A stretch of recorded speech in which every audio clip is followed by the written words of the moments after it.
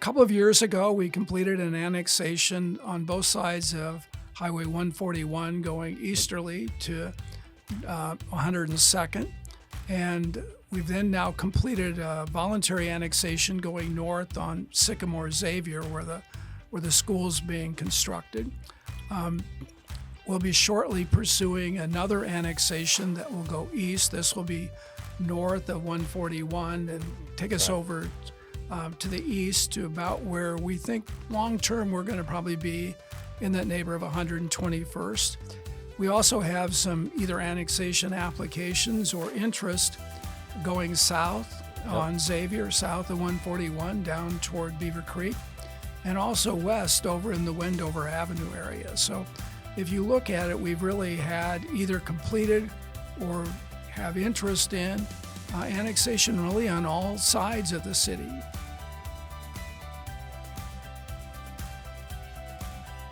Welcome to the Granger podcast. I am Kirk Bjorlin, your host, city administrator. Today with us, we have Bob Veenstra, city engineer. Bob, welcome. Thank you, Chair. So, how many years, I kind of know this answer, but how many years have you been with the city of Granger? I started in July of 1976, so next July it'll be 50 years. And if I'm not mistaken, Granger was your first city or no? It is the first and the longest. Good. Well, we here at Granger are blessed to have Bob. A lot of projects happening. The concept for this podcast is to get information out about the projects, kind of a why Granger, both for community members, for potential community members, and then potential development projects. Looking at Granger, we have a lot of fun things happening in the community. I wanted to make sure we got information out. So, Bob, we have a kind of a list here. Want to kind of start out first with annexation. Over the last 3 or 4 years, Granger's been really active in annexation. It sort of started when a number of property owners to the east of Highway 17 came to the city and said, you know, we have an interest in being part of the city. We think the city is going to grow, and we'd rather be a part of Granger than some of the other neighboring communities that were also expressing an interest in expansion. So a couple of years ago, we completed an annexation on both sides of Highway 141 going easterly to 102nd. And we've then now completed a voluntary annexation going north on Sycamore Xavier where the school's being constructed. We'll be shortly pursuing another annexation that will go east. This will be north of 141 and take us over to the east to about where we think long-term we're going to probably be in that neighborhood of 121st. We also have some either annexation applications or interest going south on Xavier, south of 141 down toward Beaver Creek, and also west over in the Wendover Avenue area. So if you look at it, we've really had either completed or have interest in annexation really on all sides of the city. One of the things I told Kirk when he first came was, Kirk, you can't grow in all 4 directions at the same time. And he spent the last 2 years trying to prove that I was wrong. I think we're pretty close to hitting all 4. There will be, for listeners, there was a previous podcast, 2 landowners, Dale Finnestead and Bill LeMaster were with me, and we did a podcast talking about Bill was kind of the kickoff to head east. His family owns quite a bit of land, longtime residents of the Granger community. Bill farms and has some cattle and mostly row crop on the east. And then the Finnestead family, when the school was looking for land to locate and to build a new junior high, I had been meeting with the Finnestead family, just talking about some different projects. School was looking for land, and we put those 2 together. So exciting times. Finnestead's kicked off both the public school construction, which is under construction now, and then they also sold land to the city for a park. And so 26-acre park, and the city council has approved to do some excavation up there, so we'll be leveling that yet this fall, and then looking to plant some grass, and hopefully late next summer, early fall, we might have enough grass stand that we can get out on it and have some athletic fields to utilize. But On the annexation, let's go into a little bit of infrastructure. So, as the city expands and they look at a strategic plan, you want to make sure that you have water, you want to make sure that you have sewer, and you have electric power and gas if needed. Kind of talk us through a little bit of that. We relied on you pretty heavily to make sure that we are strategically growing. Now, I do want to emphasize to the listeners, a city has one of two options when your community is located, such as Granger. We're on the cusp of the metro. There's pretty good history of the metro expanding, and especially on this west side. We're up on the northwest side. We can either sit back and watch it and deal with what comes, or we can strategically plan, put information together, and manage that growth. So we're in that stage where we do have a pretty good plan put in place. And later on in the podcast, we'll talk a little bit about the land use. But talk about the city's preparation. You've been involved a lot of history with the community, both on water and sewer. Maybe talk about both the sewer and the water to give the listeners information. Can Granger handle this expansion? Well, the city council over the last 10 to 15 years has really been pretty progressive in getting ready for growth. So over that period of time, we built the new water plant that's located south of 141. That'll be coming up on 20 years here in not too many years from now. We also upgraded the wastewater treatment plant, which is located on Xavier, south of 200. So that was sort of the preparation for growth. But also then we need to be able to get the pipes to the area. And in central Iowa, really, as well as much of Iowa, it's really sewer that's sort of the king. That's what really drives the growth. So the core part of the city all collects to a sewer that runs down south along the old railroad right-of-way. And right now, the city is in the process of designing and preparing to construct sewer that would serve the area that would be kind of to the southeast. This would be along 102nd in Polk County, and then going north toward 110th and potentially as far east as 121st. So there's a development project located that's being talked about on 102nd, just to the west of Highway 141. The city's planning to build a lift station there and extend a sewer kind of northwesterly to serve the south side of 141, and also plans to extend sewer north at some point when development occurs across 141. So that's really to kind of open up the southeast and east area. I will interject here, for the listeners, that is on the south side of 141, we're talking about property that is just adjacent and west of the orchard on the south side. And then on the north side, we're talking about the two farms that lie just east of current Twin Eagles. That's correct. And then going north, the city can extend sewer because that sort of goes north from their existing sewer system. As we look south along the Xavier corridor, that area, we already have a trunk sewer that extends south along the railroad right-of-way, so we're well prepared for that area. We're also looking longer term over in the Wendover area, north and south of 141, but particularly north of 141. We'll have to build another lift station, but we've been looking at that to open up that area. So either in design or in planning, we've got plans to be able to serve pretty much everything around the city. Right. Water is a little bit more of a tricky subject because we also have Xenia Rural Water that serves the area around the city, and under federal law, the rural water districts sort of have the upper hand. Yep. And within the last few months, the city and Xenia have worked out a kind of a unique arrangement where we've exchanged territory and didn't exchange money. Yeah. So fantastic. We were able to serve the areas going east toward 121st. Yep. There were some areas to the west over on Wendover and then north toward 180th that really the elevation of the land is too high for us to serve. It made sense to have Xenia serve it because they've got a large diameter water main along 180th and Wendover. And in return, Xenia gave us the area south of 141, which we're able to serve with our water plant, and they're not really in a position to serve. So it's kind of a unique arrangement where everybody looked at what do we need for our own best interest and decided that why don't we just line up the territory with how we Yeah. can serve it. And exciting because that one project alone, you could justify about $1.5 million savings, either for the city or the developer on that one territory south of 141. Yeah, this, if we would have had to, under the old agreement, buy all that territory, you're talking about millions of dollars. Yep. And we were able to pull that off with no cost.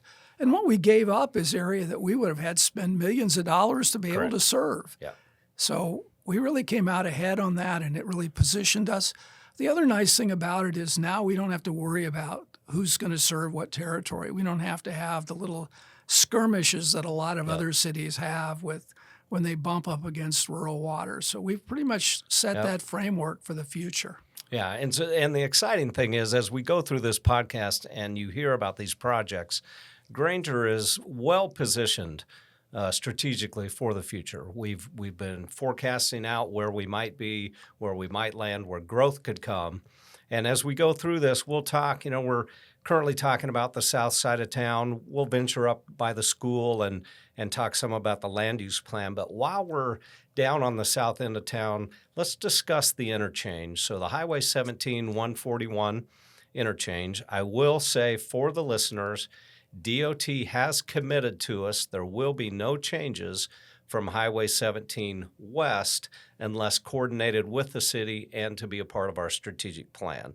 But with that, talk some about you're the key involvement in our discussions with DOT and others about that intersection. Talk a little bit about the significance of that. Well, this started a couple of years ago when the DOT informed the city that as a part of the improvements sort of associated with the 121st and the 415, that they were going to reduce the access at 102nd. Right now you can cross over the median. Yep. They view that as a safety concern, and so they're going to eliminate that sometime in the not too distant future. And so we began discussions with the DOT that if they're going to eliminate that, we really need to have a way to get from 141 down to 102nd or 200th in Dallas County. Yep. And so this year DOT is building a modification to the westbound off-ramp. If you're out there, you can see where they're working on that. And what that allows is that somebody who wants to get to the south side off 102nd, they can get off westbound and now turn left and get back onto 141 and get off at 102nd. That's sort of phase one. And then phase two is a little bit longer term, probably maybe 7 years out by the time we get through the planning. And that's to convert the interchange to a full interchange. So there would be access from what is now 17 down to the east-west street, 102nd and Polk or 200th in Dallas, which should allow residents to go across 141 without having to necessarily use the gravel on Xavier. Correct. And we're also then looking at options longer term that would provide even better access, potentially some alternatives that would reestablish both connections at 102nd. Those are down the road, but what we're really trying to do is to get it so that we have the ability for motorists and to cross over 141 without even getting on 141 or having to go out of their way to cross from one side of 141 to the other side of 141. DOT understands we need to do that. They're going to do a similar thing at 415. And so we're working our way through that process. Yeah, and I do want to say for the listeners, so we are discussing bringing Highway 17 on through that interchange down to 102nd. There is 54 acres that is located on the southwest corner of that interchange. At this time, we have no interest and are not making any plans to disturb any of the homes that are down there. So I've been approached by several residences saying, they may take the road through some of the homes. At this time, we're not looking at that. We're not discussing it. There is 54 acres on that corner. It's owned by a development-friendly corporation and individual. He has proposed designs to us to drop the road down onto his property and then on down to 102nd. So I thought while we had the opportunity to kind of dispel, we're not looking to move any homes or bother the residential area down there. Yeah, we're looking at different options, but all of them kind of 17 would kind of curve off to the west and then go south and tie in to the west of where those residences are located. Right. Let's talk a little bit about, as we proceed through this and through our list, let's talk a little bit about the land use plan. So cities put out a proposal that looks at a radius around the community and helps provide some strategy of what's residential, what's commercial, what might be industrial, where could you have some mixed use. A lot of information flying around about, is Quick Start coming or is another convenience store coming? I'll tell you here, we're talking to them. They haven't said yes, but they also haven't said no. But talk to us a little bit about the land use plan and how that guides a community forward. Well, under Iowa law, cities really can look at a couple of miles out from their city limits. Now, we're not going to go 2 miles in all directions because we have, to the east, we bump into Johnston and Grimes, and to the south, we bump into Beaver Creek. But what we really need to know is what is the vision for the future. Right. And trying to lay out where it's logical to build commercial development and where it's logical to do residential. And so just as a general rule, commercial development needs access. So it would be along the major roadways, Xavier, Wendover, 141. And so trying to lay out where that land use looks at, and then where else would residential look at. So typically residential sort of fills in behind wherever the commercial and industrial look, but it gives the roadmap so that we're not ending up with, somebody comes in and says, oh, we'd like to put a residential right along, pick whatever major street, and it really doesn't fit. Right. And so what we're trying to do is make sure that we have a plan going forward so everything sort of fits together. Correct. Yeah. And the community has that. We have a land use plan, have it at City Hall, and then we have it out online. If any of the listeners need that, feel free to contact City Hall or myself. Glad to send that out. That is a guide even for developers and for community members. You're moving here, you're buying a home, or you're wanting to build a house, or you're a developer looking for land. This shows the city's community strategic plan of how a particular parcel could be zoned and what could go there. But I think it's also important to note it is a roadmap and not fixed in stone. Correct. So if there's a need to change it because there's a project or an opportunity that comes along that may differ a little bit from the land use plan but sort of fits into the long-term vision, the city does have that flexibility to adjust the land use plan. So we kind of have these long-range goals of what we're trying to do is to keep the development where it really kind of best fits. But we have some flexibility to make sure that we don't lose an opportunity simply because we didn't foresee that, and we need to make an adjustment. Right. Let's transition now up to Highway 17. A couple years ago, probably could be close to 3 years ago, DOT, we were having some accidents in town, and we were talking with DOT, what does Highway 17 look like? What's access look like? They came to us with information wanting to begin talking about a roundabout. But let's talk about that area. In that immediate area right now, Fairway is under construction and should be completed and open. Target date of December 17th. The roundabout is done. State Street has been completed. Fairway is being built. We're just about complete. Construction on the water tower is completed. We have some things a mixer and some things to put in it. Reeder has recently, on his 40 acres, put in a cul-de-sac. Kind of talk about that area, the city's preparation. That area is key for development and is key for our future for some growth. Highway 17 is both an opportunity and a challenge. Yep. It's an opportunity because it's a way for people to access those corridors. It's also a challenge because if we look at traffic forecasts going over the next 20 to 30 years, Their forecast that the traffic volume on 17 could be as high as the current volume on 141. And so Let's repeat that. I think that's key for the community to understand. When we're looking at growth and trying to be strategic, we know this is coming and it's not within our control, but these are some numbers we need to keep in mind as we're planning for growth, if you'd repeat that. yeah, the key is that the traffic model that's being used in this area projects that 20 to 30 years out, the traffic volume on 17 will more than double and be similar to what 141 is today. Yeah, And 141 is a divided 4-lane and 17 is a 2-lane. correct. And so the key is, how do we balance that issue of access, safety, and be able to move traffic? Now, the DOT and the city aren't always on the same page. Right. The DOT's job is to move traffic along on the highways. Yep. The city's position is we need to be able to have the highway be an access point to the city. So we want to be able to have people get on and off. Yes. And that isn't always consistent with the DOT's vision. And so we have to find this balance point. And the city and the DOT partnered on the roundabout. Yeah. It's a way to move traffic. It's a proven safety device because it also slows traffic down.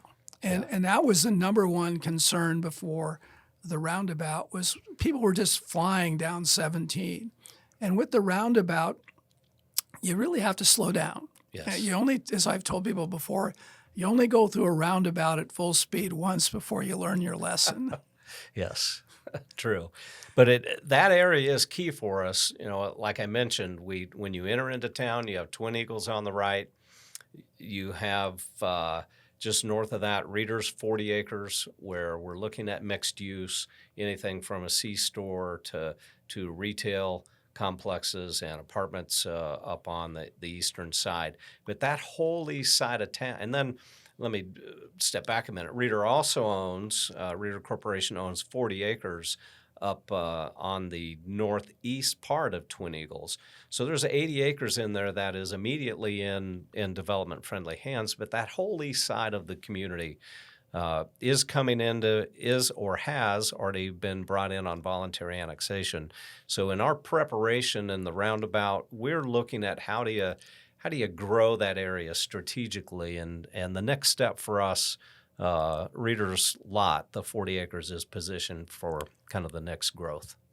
That's correct. And we also have to recognize that going forward, there's likely to be more improvements on 17. Yeah. The DOT is going to want to limit the number of access points because that's really creates traffic conflicts.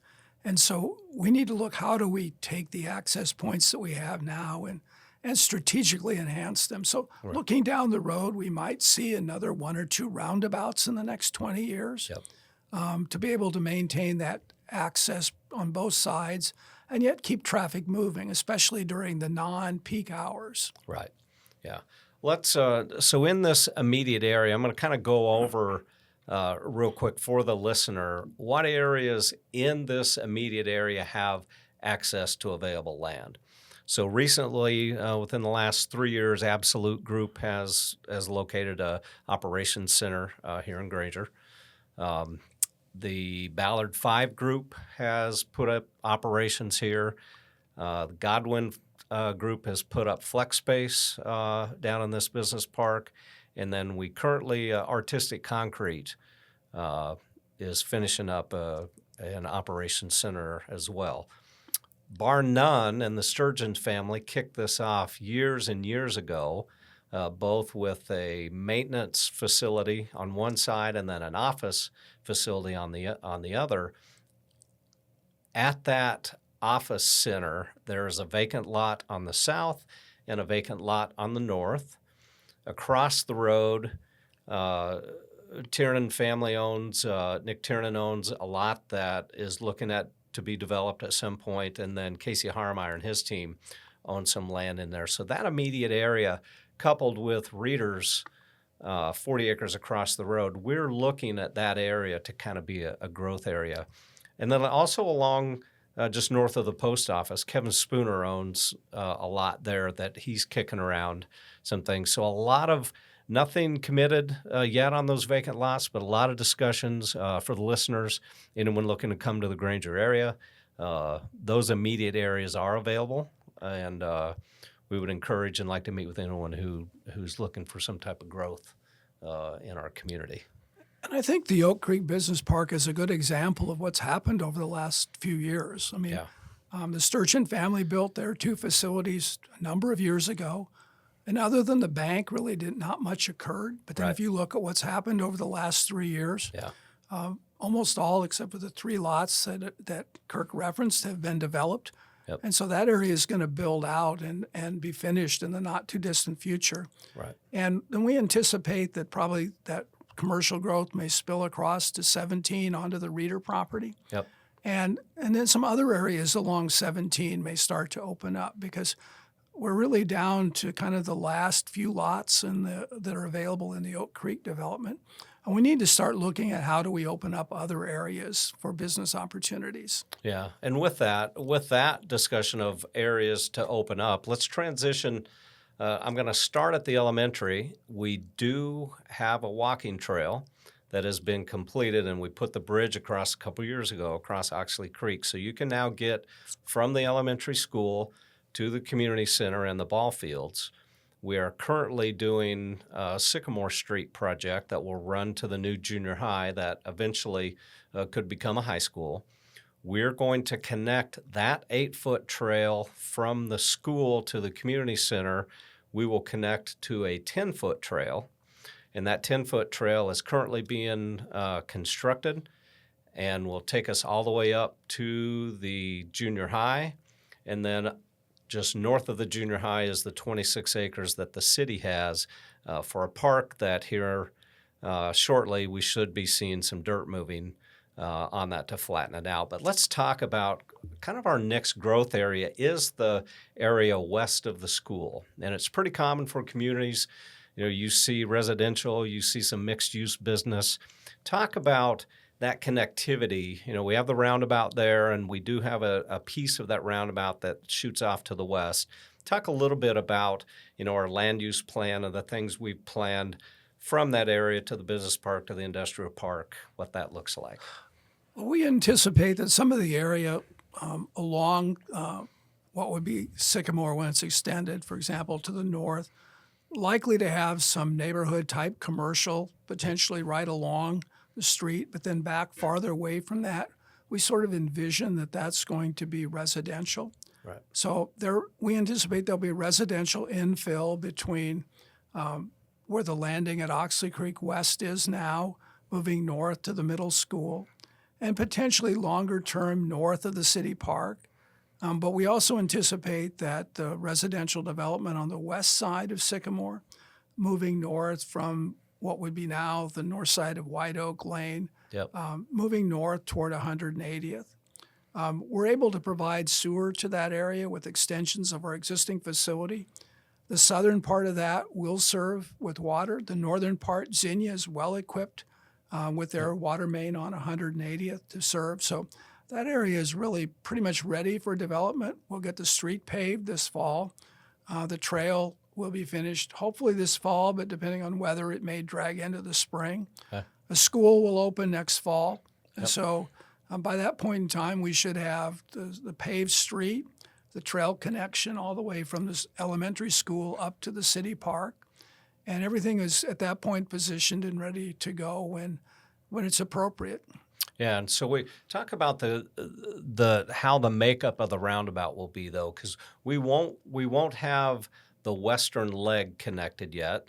There is a leg of that roundabout that we anticipate will connect Sycamore and Windover at some point in the future when that is designed and when we see some type of plat from a developer. But we won't be finishing the roundabout, correct? Yeah, we're going to have what's kind of a 3-legged roundabout. So obviously the north-south will be Sycamore. The east leg of the roundabout is really the south drive, the main drive for the school. Yep. So that's the reason for the roundabout is really to facilitate the school traffic. Way longer term, you know, the city has an arrangement with the school district that potentially at some point could be converted to a public street and theoretically at some point might extend all the way to 17. We've designed the roundabout so that at some point, if there's development to the west, we'll finish off that fourth leg, make it a regular roundabout similar to the one over on Highway 17, with the goal that it would go over to Wendover to provide a kind of an east-west connection without having to go all the way back into the city. Right. And that will kind of transition off to the west. So there's the old Manning farm for the local residents who are our listeners. There's 174 acres over there that actually the Reader Corporation also purchased from Manning's. But that's slated for kind of a quasi-business park. Our land use plan is calling that out. Some commercial use, some business park use, where we're looking at, how do you attract that distribution center, or how do you attract that larger development? One of the formulas for taking some pressure off of the local taxpayer and the homeowner is to expand our commercial area. So those two corridors, business, 174 acres that we're looking for commercial, and then also west of that, you have the Spellman land, which could transition and currently in our land use plan kind of slated for some industrial. With the present time, when you're looking at larger commercial and industrial development, you need to have property that's suitable. Yep. And they look for areas that are reasonably flat. So if we start looking at some of the areas that are east of the city, we run into some, more hilly areas where they can't really put a large facility. Yep. Whereas the former Manning farm and parts of the Spellman property are much more suited to it. Wendover gives good access to 141 without having to go back through other parts of the city. Right. So we view that as sort of the next really large opportunity for a good scale-sized development, whether that's a distribution or whatever it is. Not so much the entire property for little, smaller facilities, but that's what we envision to be sort of the larger facilities, sort of. What we're seeing around the metro is sort of the big box type things, not necessarily retail, but the big box development with larger buildings, and which is well suited to that property. Yeah, and that's an exciting thing for us, because not very often do you have something that close to a community that you have one landowner who's development friendly, who typically holds the ability. I've been involved in a lot of these where you're putting 4 or 5 landowners together. Those landowners don't all agree on price and timing, and it makes it hard for a community. So we feel really good about how we're positioned on that west side. We're excited about what's happening with the school and that area, and we have access to the road, and we're looking at how do you feed that on west through the roundabout over to that west side. Anything else? We've kind of been going here for 15, 20 minutes. Anything you want to touch on, your history? You've been with the community for a very long time. One of the reasons, I will say, why I arrived here and chose to come here in 2021, I'd worked with Veenstra and Kim back in the early 90s. You kind of raised me as a 23-year-old who took on a city administrator role in my own hometown. So when I looked at what was occurring in Granger and kind of stumbled upon Granger hiring a city administrator for the first time, one of those key points for me to join the community was you were the city engineer. I knew Veenstra and Kim. Talk a little bit about, maybe the history of Granger, maybe the vision you have, or things you've been a part of. When I started working in Granger in 1976, it was sort of remote from the metro. Yep. And there really wasn't a lot of what I would say vision for growth. There had been a couple of subdivisions that had been built over the prior 10 to 15 years. But a lot of the leadership of the community were locals. They had been born and raised here. They didn't really see a vision for the long-term growth of the city. In the early 2000s, we started to see some development occurring. It really started to get moving just before the downturn in 2008. So some of the projects came along before that, but then that kind of closed it down. But what really occurred in that period of time is there were a lot of new residents that moved into Granger that weren't necessarily born and raised here. Yeah. And so they're kind of a transition from what I'm going to say the longtime residents to maybe newer residents in the leadership on particularly the mayor and the city council. And they brought to the city leadership kind of a more forward thinking, that we moved out here because we see an opportunity, we like the community, we like the school district, and we want to see whether or not we can keep the community growing. Because there's kind of an adage in Iowa is if you don't grow, you're really going backwards. And you can see in the recent data that was published regarding the estimate of the 2020 census, what the difference between the communities that are really having some growth and those that really are not. And we're a part of that kind of outer core. We thought in 2006, 7, and 8, it would keep rolling and we would really be taking off. But the housing downturn really affected us, and it's taken a number of years. And now there's been enough momentum that we're seeing it again. And so the real key, I think, in looking at the leadership of the community is we want to be able to have opportunities for growth, but I'm going to say in a managed sense. Correct. We don't really want it to go, there's other communities around where people kind of joke about, we don't really want to grow like a weed. Yep. We want to be able to have slow and steady growth. And I think the leadership of the council has really kind of fostered that over the last number of years. And in a way, maybe although we were disappointed that we had a downturn in development in that 2008 timeframe, it may have been the best thing for us because it gave us an opportunity to sit back and say, what do we really want to be? And I think the sense of the community is we want to have some managed growth. We want to be able to have opportunities. If we didn't have that growth, we wouldn't have Fairway. Right. But we want to be able to do it while still maintaining that feel of a smaller community. Correct. And so that's a fine balancing act. But I think that we've had some time to think about what that looks like is really going to serve us well going forward.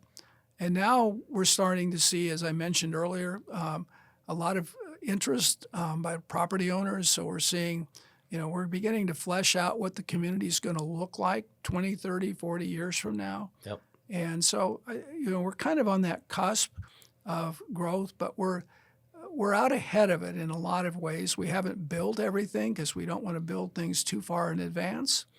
But the council is kind of taken the position that, yes, we want to keep going and we'll build when it's appropriate. And an example of that would be the work that's going to be undertaken over the next year or so along 102nd with the water and sewer to kind of set up not only the development that's proposed along 102nd there west of the orchard, but also then looking to the north side of 141. Yep. So the council is really well positioned. The city over the last 15 years, a real transition from the first quarter century when I worked here, when it was more of a let's put out a fire when it happens, and we aren't going to plan ahead. Yeah. I think something exciting is we talk about this south side of town. The time to run and extend your infrastructure is when you have something coming that they can either participate in or that we know that there's as much of a guarantee for growth as we could possibly want or expect. So in this case, the city will be investing in bringing infrastructure to that part of town. But what that does is it ties in what's south of 141. It ties in what's north of 141 and east of Twin Eagles. It allows us to manage that growth. And we're doing that to bring some commercial, to bring some other residential, grow the city strategically. Again, we don't own the land, so we're not out, beating the drum saying we have to grow. But we know we're getting the inquiries. We do have the infrastructure planned. We are pretty close to putting something together on that south side of 141 with a housing development and some commercial along the front. So the time to do that is when you do have, you don't want to do it when you're forced. meaning something's coming and the only way we can get it is if we put it in, and the timing for that typically doesn't work out well. But this is one where we're about 2.5 years into discussing, maybe even 3 years discussing this part of town. But it's exciting to see that. I want to transition a little bit and touch on, there's been a lot of discussion. So we passed a public safety bond to build a public safety building several years ago, and passed a $3 million bond. In that time frame, the school bond was presented and passed. So you've been heavily involved in Sycamore Street. We're excited. I don't know if excited is the word. We're okay with putting the street in. We're not renting it to a business that is expanding our tax base, but we are running it at a grocery store, a Fairway, a new school is key for the development of your community and to provide services. So we passed the bond, or the community passed the bond for the public safety building. In the meantime, while we were looking at that and bids were coming back high, we, as the city, made a decision to not proceed at the time with the bond for bids that were up to $750,000 over what our project cost scope would be. But we invested into Sycamore Street to get a new street to the school that would help us push that economic development to the west. For the listeners, part of the, and you mentioned that with the city council and the city leadership in the past, we are well positioned. One of those decisions that we made recently is, let's not go spend the $3 million on the public safety building right now, or at least in the last couple of years. Let's go invest in something that will bring a return for us. And that's kind of been a topic around the community of, why aren't you building the public safety building? We're looking at that.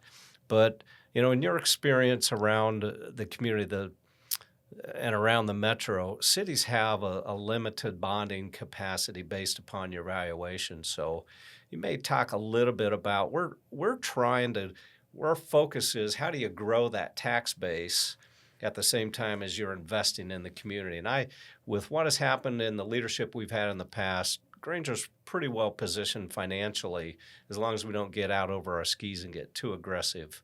One of those things was the public safety building, and should we incur that $3 million debt without having any return, or should we look at investing that in something else? Well, that's always a balancing act, because in Iowa, as you mentioned, there's a limit on how much money we can borrow for a variety of purposes. And we have to prioritize what we borrow for. And it isn't necessarily that borrowing even affects the property tax rate, because there's ways that we can borrow money that we use urban renewal funds to be able to fund. But the sense is, if you put too much money in one area, do you hamper the ability to grow? And what we need to do to really be able to position ourselves for the long term is we have to increase the tax base. Correct. Now, we're doing the Sycamore Street to the school, which doesn't increase the tax base, but it opens up an opportunity for development around it, which would increase the tax base. While we need a public safety building, I don't think anybody's disputing we need to keep that in the hopper, and it'll happen. It's just a matter of, when do you invest in it? And so right now we're kind of on what are the priorities? And we really the council looked at, do I facilitate the middle school, which is important for the city long term, because schools are really one of the drivers of a city. I mean, how many small cities in Iowa have lost their school? Correct. And that's a real limitation. Or do we kind of open up some of that east area? And we had an opportunity to invest in the east area. We have established an urban renewal area, which, as we'd mentioned earlier, that the Sturgeon area, where Absolute is. About 3 years ago, we reestablished the urban renewal area, which allows us to take some of the tax revenue from that area and use it for developing other infrastructure within that area. So that's what we're going to be using to kind of open up the east infrastructure, Yep. position ourselves. Well, we're kind of on a time trap for that because we only can use that money for 20 years.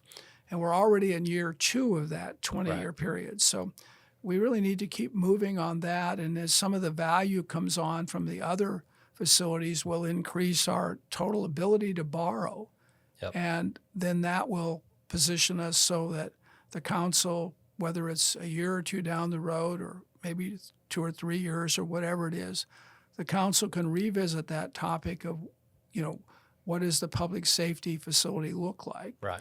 And we'll also at that point have an idea maybe a little bit better idea what the community's going to look like 20 years down the road as we start to see how it builds out. Right. And then what's the appropriate location and size, and what would be the appropriate facility, which we kind of got, we planned for that originally before we had really started to see a lot of the current growth strategy occurring. So it might have been a little bit if it's not that from a need perspective, it was clearly there, but from an overall community timing perspective, it might be better just to kind of sit back a little bit and get better positioned to move forward with that. Not kicking it down the road too very far, but be able to find what is that fine balance point. Right. And I will kind of pull us, but we got a little bit, due to my question, a little bit down on the weeds on some financial things. We are looking at, so we do own the lot north of Bar None and kind of southwest of Fairway. We do own a public safety lot that we're looking at.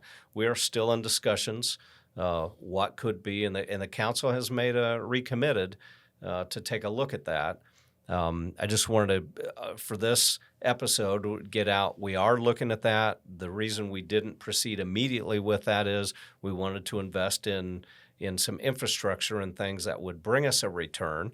We had a couple projects coming, and one was the school facility and getting the street up there. And then now we're also looking at how do you feed that south side of town and produce some commercial and residential growth for the future. So I want to kind of pull us back up. We are having conversations with public safety team, with police, fire, and EMS. Council and the mayor have recommitted to, let's look at those options and what's out there and what might we put together. I had some conversations this morning regarding that with some contractors and kind of looking at options to bring back. We've had a lot of discussions, went through a lot of information pretty fast. Anything else you want to touch on, listeners, potential businesses? We will use this opportunity in this podcast to do some marketing with. If someone's out looking Granger, why Granger? How's Granger doing? How are they positioned? I know I'm a little biased, but I think we've had great advisement. We've had someone with us on the engineering side since the 70s. You're looked to across the metro for a lot of years for expert advice. We want to thank you for what you've done for us. We feel good about where we're positioned. There are other things that we can accomplish, but anything you want to touch on as we wrap up here? Well, I think from a development perspective, we've really looked at the entire community and have a plan, whether it's to the south, to the west, to the north, to the southeast, or the northeast. I think the city is well positioned. If there's an opportunity that comes along, we're able to react to that. None of those areas require a level of investment that's beyond our capability. Correct. So, we've kind of managed we've planned, and now we can handle that growth as whichever direction it occurs. We just have to kind of pivot to whatever the next appropriate location is for us to put in the improvements that we've already planned. Yeah, and I do want to touch on before we wrap up here, we do have the Brenton Slough, which is south of us, between Grimes and Granger. They are looking at connecting and putting that into a park. So we have about 1,100 acres down there. They're looking at, and we're having discussions about what might that connectivity look like. We're in those discussions, but could be a real opportunity You mentioned that we are well-positioned developers. We are ready on all four sides of town. We'd like to do the growth strategically, but I want to thank you, Bob, for spending some time with me and getting information out to the public. We appreciate it. We look forward. Hopefully, here in the future, we'll have some more exciting news. We've got a large project we're looking at on the south side of town. A little bit of pivoting going on with a developer, but they're gaining some momentum. Hopefully, we'll have some announcements coming out here soon. But with that, thank you for listening to the Granger podcast. I'm Kirk Bjorlin, your city administrator. Want to thank you for listening and have a great day. Thank you.